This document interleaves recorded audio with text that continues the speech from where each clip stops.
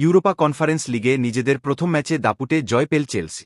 Belgian club জেন্টকে পাত্তাই দেয়নি English ক্লাবটি। বৃহস্পতিবার ৩ অক্টোবর রাতে জেন্টের বিপক্ষে ৪-২ ব্যবধানে জয় তুলে নিয়েছে চেলসি। দলের হয়ে একটি করে গোল করেন Renato Veiga, Pedro Neto, Christopher Nkunku ও কিয়েরনান ডিউসবারিহো।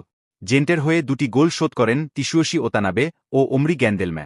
ইতালিয়ান কোচ এনজো মারেস্কার অধীনে চলতি মৌসুমে দারুণ ফর্মে আছে চেলসি।